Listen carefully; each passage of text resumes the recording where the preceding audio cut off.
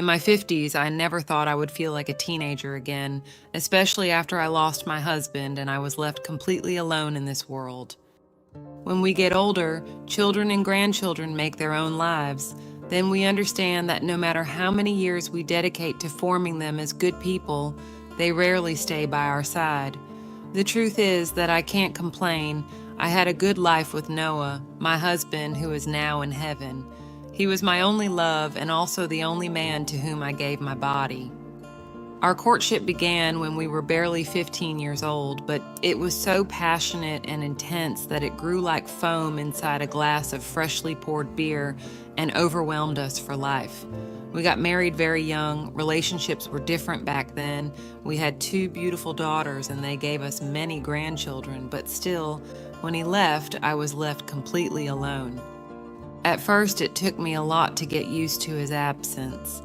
Sometimes I spoke to him, and when I heard no response, I remembered that he was no longer there.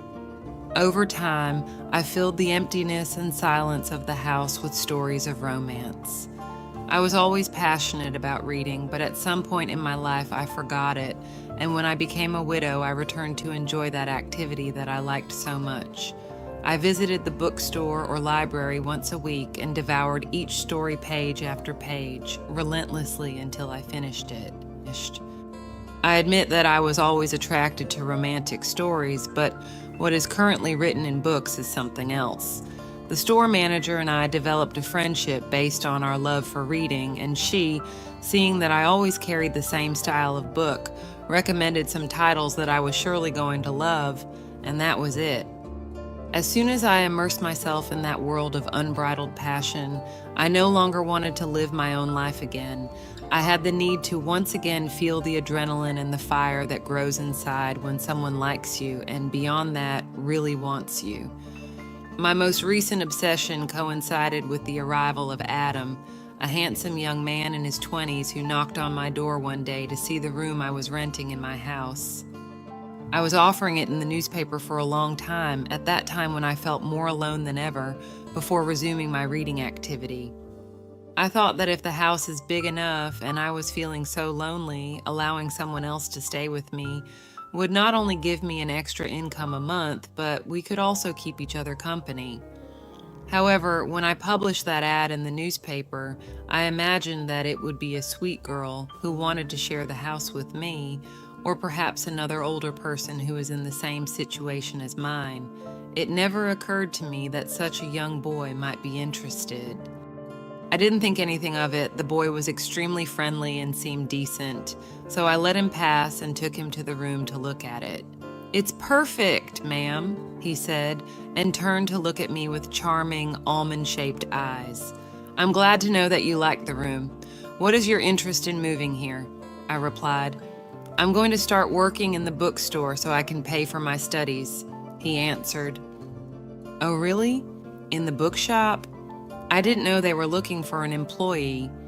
Is Sylvia no longer here?" I asked, worried about losing my bookish friend.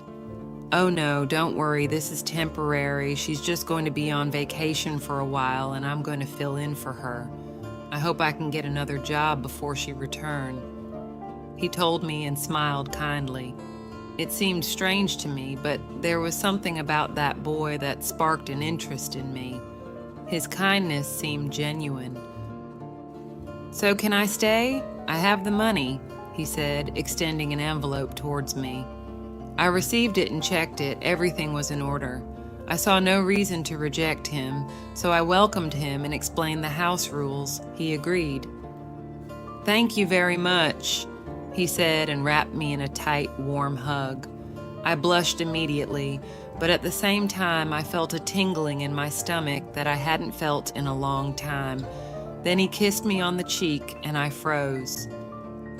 At first I thought it was bold, but it had been so long since anyone had shown affection towards me that I decided to ignore it. After all, I found his charisma charming. As the days went by, we got closer to share and talk every time we had the opportunity when he was home. Reading at night after dinner had almost become an obligatory ritual for us. In reality, I read and he listened. At first, I was hesitant because the material I usually read in my novels is for adults, and I didn't want him to think badly of me. On the contrary, as soon as he realized that I liked those types of stories, he was interested in having me tell him my favorites and share this activity with him.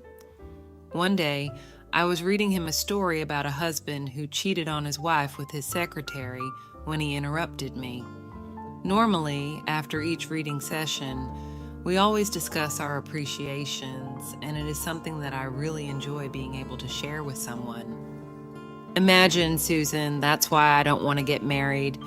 It would mean that you have to settle for one person for the rest of your life, and that is too long, told me.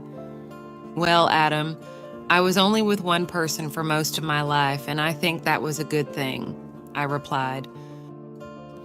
Something good, no doubt, but that doesn't mean that even after he's gone, you have to remain faithful to him, does it? It is until death do you part, and that has already happened. Answered. Please, Adam, I'm over 50 years old. Do you think anyone would notice me? I asked him, embarrassed. What are you saying? If you are a beauty, you have so much elegance and culture that anyone would be happy to share with you. Told me. Share, yes, but not to have something more. I told him because by that time we had talked so much about the topic of the stories that I already felt confident in referring to it. I would love to. He answered and I froze. I swallowed thickly and felt my breathing accelerate. Don't play with me, are you serious? I asked. Absolutely. He answered and began to slowly approach me until he was very close. Then he placed his hand on my knee and slid it suggestively. That gesture ran through my entire body as if it were an electric current. I shuddered and felt like I was getting goosebumps. I stared into his eyes practically without moving and let him do everything next.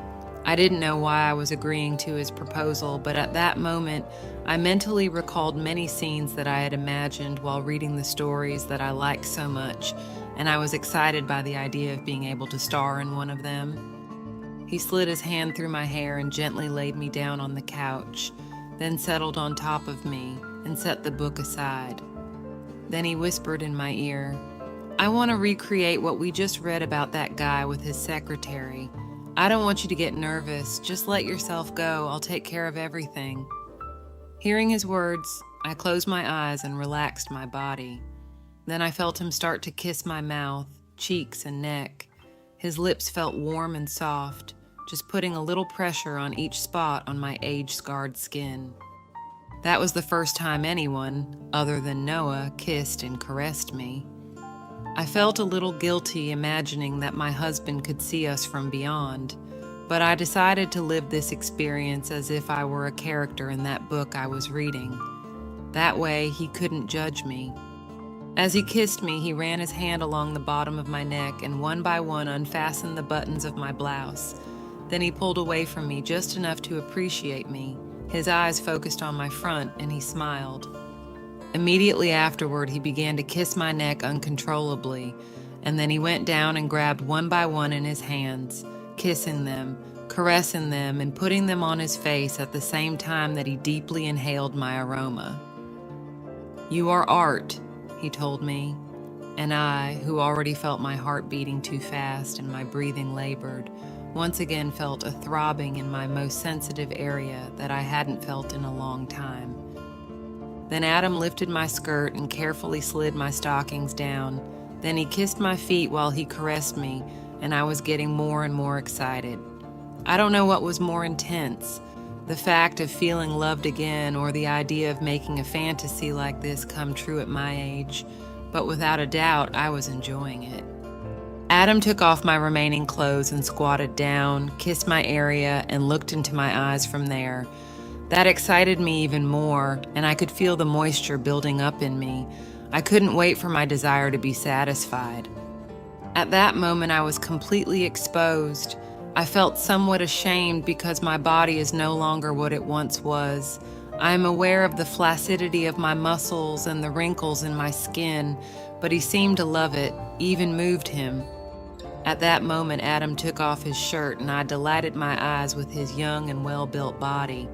The next thing he did was unbutton his pants.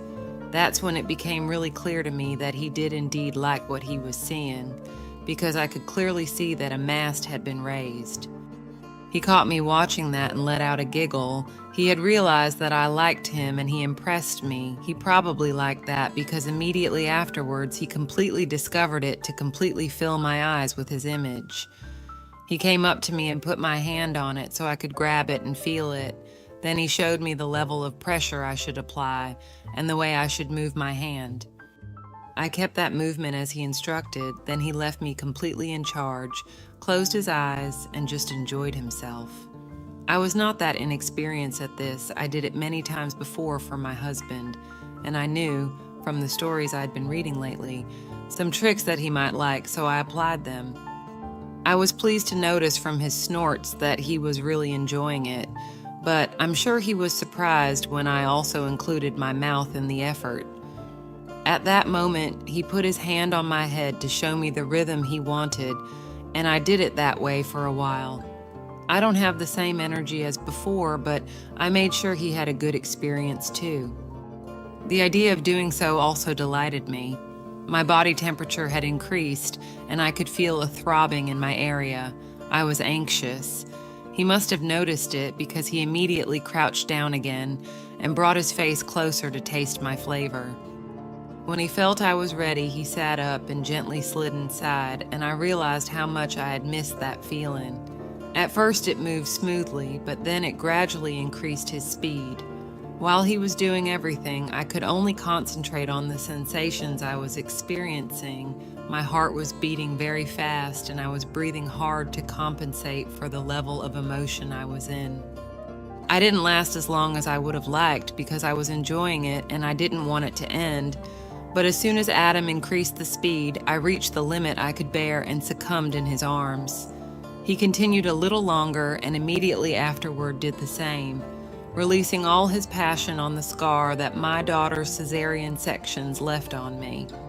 Adam continued to live with me throughout the summer, then he got a job in a nearby town and left, but not before saying goodbye to me with a kiss on the lips and a good hug. From time to time, he calls me on the phone. At first, he did it more frequently to accompany my loneliness, but over time, that contact has become more and more distant.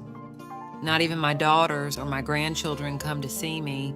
I understand that this is the law of life, and as soon as he finds a girl who gives him everything he wants, he will forget me completely. This is the first time I tell my story. I wanted to write it to convey to you what I feel when I read those stories for grown-ups that I enjoy so much. You may think that all this is just a figment of the imagination of an aging woman who is all alone at home and spends too much time wandering through her memories, but I couldn't have described it in such detail if I hadn't lived it, could I? And you, what do you think of my situation? What I'm about to tell you doesn't make me proud. Well, maybe a little, but only because every secret encounter we have with a woman who seems out of our reach boosts our men's egos. However, the woman I am referring to is none other than my wife's mother, my mother-in-law. And after that event, nothing was the same for us. Let me put you in context before getting into the details that I know interest you most. Darcy is the name of my mother-in-law, a woman who is too young and attractive to be the mother of Sabrina, my wife. What happens is that she got pregnant when she was still a minor, and that is why there is so little difference between them. And I am not just referring to their years. In reality, they are very similar, and people on the street usually believe that they are sisters, not mother and daughter. Both have light skin, blonde hair, and light eyes. They stay in shape and take great care of their appearance. At least once a week they visit the hairdresser to get their hair, eyelashes, and nails done. In short, they will never be seen neglected, and in fact, that is something that really attracts me. I have barely been married to Sabrina for a year. Without a doubt, I can tell you that we are at our best. We are intimate almost every day, and she is usually in a good mood all the time. I really can't ask for anything more. Although we have not yet managed to become independent, we live in his mother's house, but coexistence is good. Darcy is a young woman, therefore she seems more like a friend of ours than my mother-in-law. She is always willing to join any plan we propose. She is not too picky about the rules of the house, and the only thing she asks in return is that let's respect each other as a family. Being the only man in the house has its advantages and disadvantages. Although all the repairs and most physically demanding favors fall on me, Sabrina and Darcy know how to thank me and never bother me on Sundays when I'm in front of the TV watching football. Instead, they bring me beers and offer me snacks because they know I really enjoy that time of day. I can't complain, not even in my own house, where I live with my family, had I achieved the level of peace of mind that I have now. We are many siblings and there was always chaos, so I am grateful for the life I am living with Sabrina in her mother's house. She, on the other hand, is determined that we move into our own house so that her mother can rebuild her life with the man she chooses. So far, I have seen a good variety of male specimens parade, but none of them stay beyond breakfast after having been awake all night. I'm not one to judge, but my mother-in-law seems insatiable, and that excites me just thinking about it. On the other hand, things between us were never the same, and I'm sure she tortures herself daily thinking about us betraying her daughter. I won't go on any further and tell you the story. This happened on a Friday night. Sabrina and I had agreed to have one day off a month so that each of us could go out and have fun with our friends without meeting the other company. That idea seemed great to me from the first moment, because there are things that are only for men and things that are only for women, so we could dedicate time to our friendships without neglecting our own relationship. Of course, the rest of the Fridays we went out together. Well, that was a particularly crazy Friday. It was my friend George's birthday, and all the guys in the group agreed to throw him a surprise party at Charlie's house. He's still single, so he has a basement completely at his disposal, with a pool table, bar, jukebox, and everything that's fun for men. We started drinking early, around 9 o'clock at night if I remember correctly, and we had finally managed to get the whole band together, so we were very happy. I remember that Thomas, the craziest of all, took out a suspicious little package and gave each of us a little bit to inhale. That made us euphoric, if you know what I mean. The music was so loud that the walls of Charlie's house vibrated. We no longer knew whose turn it was to shoot at pool, but I remember that the spheres were scattered everywhere. Luca kept saying that he was hot and took off everything until he was left with practically nothing. Charlie took out some water guns to cool us off, and that became a mess. I don't remember why we were barefoot, but I do remember that I took quite a hit when I slipped on the wet floor, and we all laughed about it for about half an hour. At midnight, the ladies that Simon had hired arrived and everything got out of control. We sat George in the middle of the room, and the girls began to dance on top of him. What I am telling you comes to my mind in the form of brief flashes, because at that moment we all had a very particular note due to what Thomas had given us to try and all the alcohol we ingested. One of the girls was dressed as a police officer, wearing a jean top and shorts short enough, leaving very little to the imagination. I have a clear image of one of us squeezing and patting them, but I don't remember who it was. The other lady was dressed as a nurse, with white stockings and a little dress that was too short. You could clearly see what she was wearing under it. I remember I stretched it with my finger and let go, so I gave it a good tap on her thigh, and she gave a gasp, but she liked it because she immediately kissed me on the lips. Her lipstick tasted like strawberry and her breath was fresh. I'm sure I didn't get the same feeling because I was quite drunk, but I enjoyed exploring her mouth and touching everything that was within my reach at that moment. We had good chemistry with them, and they were the only women in the place. They agreed to stay later, drinking with us.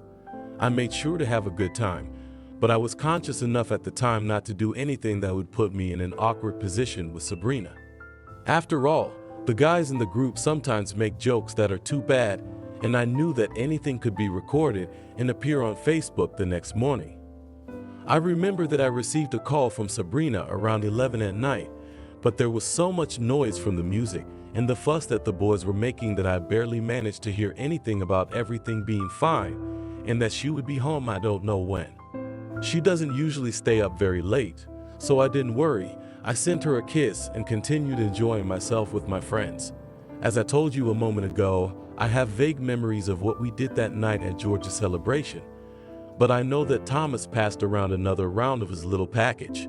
I didn't want it anymore, but they insisted that we hadn't all gotten together in a long time, that I wasn't a party pooper, and that I did it for the birthday guy. Whatever the reasons, I just did it, and immediately afterward, I fell asleep on the couch. The feeling I had was so overwhelming that I wasn't even disturbed by all the noise that was around me at that moment. When I woke up, it was already around 2 in the morning. Some of the guys had left. The ladies were gone. Charlie was sitting on the stairs staring into space. George was more unconscious than I had been a while ago. At that moment, Thomas was sleeping on the pool table and Joseph was toasting alone in the corner. I said goodbye to him, refusing him the last beer, and went home. I must have walked automatically because I have no memories of the journey to the house, only when I arrived. I opened the door and everything was dark. I was too thirsty, so I went to the kitchen and drank like 3 glasses of water, one after the other. At that moment, and even with the effects of the substances in my system, I couldn't tell you if I had to urinate or if I was excited. So I went to empty my bladder in the bathroom, but my spirits didn't go down. What the hell had Thomas given us? It definitely had to be a side effect of that suspicious powder, but I needed to satisfy my urge, so I decided to wake up Sabrina, who was probably already home. When I was on my way to the room, I saw her sleeping on the sofa in the living room. Without turning on the lights, I lay down on her and started kissing her. She smelled delicious, like a mix of flowers and musk. Her aroma intoxicated me as I kissed her mouth, neck, and chest. Little by little, I was sliding my hands along her sides to wake her up. Surely she had also drunk during the meeting with her friends and still had the effect of the alcohol in her system, because she didn't wake up completely, but she did reciprocate the kisses and caresses. Then I started to enjoy myself. I knew she was enjoying it too, because every now and then she let out a snort, and I liked that even more. I continued to play with my mouth in various areas that I knew she loved, and I did too. Then I brought my nose closer to fill myself with the scent of her most delicate area. That made her shudder, but I held her tight so she wouldn't slip away from me. I gave her a few kisses and made sure she could feel my hot breath. I could smell that familiar sweet taste. I loved to feel it because not only did it awaken all my senses, but I found it addictive. When I was satisfied and could resist no longer, I carefully turned her over so that her back was to me and made myself comfortable. My body temperature was at its peak, but I was enjoying it too much. Every time I pulled a little more, she let out a gasp, and that was like music to my ears. Furthermore, the idea of being in the living room of the house, knowing that they could capture us at any moment, was driving me crazy. The release of all that accumulated tension, the sweat of the activity, and the agitation of the moment must have drained most of the substances I had ingested. I felt regal, happy. But immediately afterwards, my mood went downhill. When I sat up and turned on the light, I discovered that the person who had been on the couch all that time was Darcy, my mother-in-law, and not Sabrina, as I had thought. I felt my blood run cold at that moment. My mouth was completely dry, and I began to see black flashes in the air, like when your blood pressure drops. She also had a scared face, looking at me with her eyes wide open, without saying a word. Sabrina can't find out about this. I forbid you to say a single word to my daughter about it. I had a great time, but it won't be repeated, Darcy told me. Immediately after, we each went to our rooms. To my surprise, Sabrina was not sleeping in our bed. I felt relieved that she hadn't been at home while I betrayed her like that with her mother, so I checked my cell phone and there was a message from her. I'm staying the night at Jamina's house. I'll be arriving early tomorrow. I love you. I felt my soul return to my body. I took a deep breath and took a good bath. Then I went to bed to sleep a little, and when I got up it was already daylight. I went to the kitchen for breakfast as usual and said good morning to my wife and mother-in-law. I never said anything about it, but every time I look at her face, I get deeply embarrassed. That day I decided to give up alcohol and all kinds of substances as a way to punish myself for what I had done to Sabrina, and hoping that life would compensate me by keeping our secret safe forever. Although I also have to admit that sometimes I remember that moment and I like to do it. It was a very crazy moment in my life, and one that will probably never happen again. So much for this story of confusion, but I can say that it was worth it. What would you do in my place? Subscribe to the channel to see more stories like this. Thank you, and until next time. I know that what I'm going to tell you is not the most conventional, but I needed to vent and share my story. I am Dorothy, I am 38 years old, and I'm married to Matthew, a wealthy man in his 60s. At first glance, it might seem like I have the perfect life, a big house, luxuries, trips abroad, and all the comforts anyone could covet. But the reality is that I feel trapped in a routine that I find suffocating. My marriage to Matthew is no longer what it used to be. The age difference is becoming more and more evident, and I feel like we no longer have anything in common. He spends most of his time at work or with his rich friends playing golf, while I'm dedicated to managing the home with the servants. It is evident that the passion between the two of us had been fading and communication had become scarce. I could go through periods where my husband was not by my side and I would not realize it because he had become a kind of ghost of which I did not notice any presence. That's why a few months ago, in looking for a way to get out of my monotony, I decided to take yoga classes at home. I considered myself a demanding person, so it took me a long time to find a person who met all the requirements that I had outlined for whoever was going to become my private teacher. After an exhaustive search, I hired a young instructor named Leonard, just turned 25. I'm not going to lie to you. From the first moment I saw him, I was struck by his vital energy, his radiant smile, and his passionate way of talking about yoga. He was wearing loose light gray cotton pants that highlighted the fluidity of his movements. His shirt was a crisp white and hugged his muscular torso without being too tight. His appearance was not pompous at all like my husband used to dress, which was refreshing for a person like me who was tired of following the rules of high society. "Could you start right now?" I told him after doing the practice session we had agreed upon. He smiled and I felt a warmth run through my body. "As you command, ma'am," he told me. I think that up to that point, things looked normal between the two of us. Classes with Leonard became my refuge, being that the only time of the day when I felt free, alive, connected with my body and my emotions. However, the more time I spent with him, the more I began to feel an irresistible attraction towards him. It was evident that Leonard seemed attractive to me, with his tan skin that always shined and his honey-colored eyes deep and hypnotic. But I didn't allow myself to feel more than that for him. I knew that, in a way, trying something with him, even a love affair, would be impossible. However, things would change in the blink of an eye. That day, Leonard arrived earlier than usual at my request. My husband was away on a business trip, so I decided I would invite my yoga instructor to share a snack before our class. He gladly accepted, sitting with me at the table and marveling at each dish that my household employees offered us. "I have never tried so many delicious meals," he told me as we walked through one of the gardens of my house. "I'm so glad to hear that," I said. Then he sighed heavily, looking into my eyes with an expression that I could describe as pained.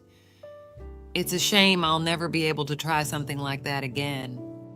"Calm down," I said, laughing softly. "You can try them all whenever you like. You just have to come earlier so you can join me at the table." "Really?" he asked, surprised. "Sure," I answered. "You are my savior, Leonard. How can I not please you like that?" His subsequent joy and enthusiasm moved me, but nothing compared to the big hug he gave me. I froze at that very moment, feeling the weight of his body on mine, while my nose was delighted with the masculine aroma that came from Leonard. But it wouldn't end there. Even though it was a shy and almost imperceptible touch, Leonard's fingers brushed against my backside, placing himself just above my tight yoga pants at the edge of my back. He didn't apologize, nor did I comment on this moment, but I couldn't deny that something inside me reacted to this. If I thought the class would be different, I would soon find out I was wrong. Until that point, Leonard had been in charge of guiding me with his voice. Since I had some experience, there were not many times when I needed a more precise correction. But that day, at every opportunity, Leonard's rough and big hands brushed against my legs, my hips, waist, and even my backside again. I couldn't help but think of those touches that lacked innocence while I washed in the tub after class. For years, my entire being had been crying out to be charmed in this way, reviving the flame of a woman condemned to live a boring and passionless life behind an older man who no longer looked at her. At that moment, my hand came to life, running down my body and fiddling with that area that burned under my touch as I felt that familiar throbbing in my core, and some sounds came out of my throat without me being able to help it. In any case, he was at home. It was not necessary to keep quiet about what he felt. My mind replayed my class with Leonard over and over again, the way his firmness made me feel, and fantasizing about what I wasn't yet allowed to have. That's when I was able to achieve my goal and explode under the name of my yoga instructor. When I came out of my bathroom, it was clear to me I needed to do everything in my power to get intoxicated with what Lionel was enveloping me in, as it was the closest thing I had to feeling like I was living a life.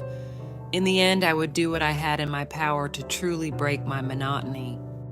My plan wasn't elaborate by any means, but it involved doing something I hadn't been used to doing in a long time: attracting someone. During the week, I watched videos, bought new clothes, and tried to use beauty techniques that would allow me to take advantage of my stylized and athletic body. When I saw how he looked at me before class, I knew I had won. That day I was wearing a black sleeveless top with a plunging neckline that left my skin exposed. I paired it with dark gray, high-waisted leggings, which fit my legs like a second skin and enhanced my toned figure. It had been a while since I had shown so much skin, so I felt a little insecure, but seeing that kind of look in her eyes gave me the confidence I needed to continue the game. "Change your look?" he asked me before the class started. "You don't like it?" I asked, feigning innocence. "I'd be crazy not to like it," he replied, giving me a big smile. The class began, and so did the rubbing. However, this time my attitude was not so passive, as I was looking for the slightest way to make him see what my body craved. I took advantage of some positions that might seem compromising, stretching my muscles to let Lionel see what he would miss if he didn't take the hints I was sending him. And it was in one of them that I had my stellar moment. I was on my limbs, lowering my upper body toward the floor to raise my hips as high as I could. It was a complete and utter submission pose, one that I hoped would catch the attention of my yoga instructor. I didn't know exactly what to expect from my plan on his first day of trying it, but I was just praying that it wouldn't take too long before I could try Lionel in another type of activity. But life would let me reap the reward soon enough, and I knew that when I felt Lionel behind me. He pressed his area against mine as he stretched down my back, lowering it even further. I closed my eyes and had to stifle a gasp for noticing his wide-awake friend. "You must stretch out even more, or the exercise won't work," he whispered. His husky voice made my skin crawl, but I couldn't stop there. I needed to continue with my plan, for the prey had taken the bait. "Like this?" I said, lowering myself further. But this time, I moved my hips a little to accommodate them to feel it even more. He made the opposite move, retreating a little. At that point, I thought that my plan had failed, and that not only would I lose the opportunity to be with a man I was attracted to, but I would no longer have one of the best instructors in the city. But what happened next took my breath away. I let out a cry of surprise when Lionel began to do what I had already given up for lost. That was the first time Leonard took care of my affairs in my own house. We made it recurring after talking about our conditions, being that he wanted to live better and I had no problem providing that to him. So after sealing our truce, we both won by getting what we wanted. People might say that it wasn't right what we were doing, that he was a young guy who deserved to be with a woman his age. But if there was one thing he and I were clear about, it was that when we did it, neither age nor social status nor our relationship status mattered.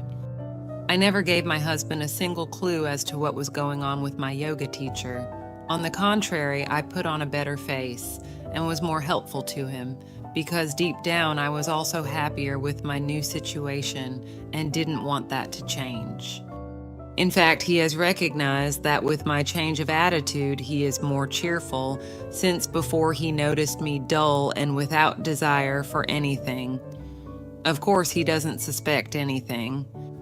Of course, deep down, I would like to stay exclusively with my yoga teacher, but the comfort I have living with my husband is something I know I wouldn't have with him.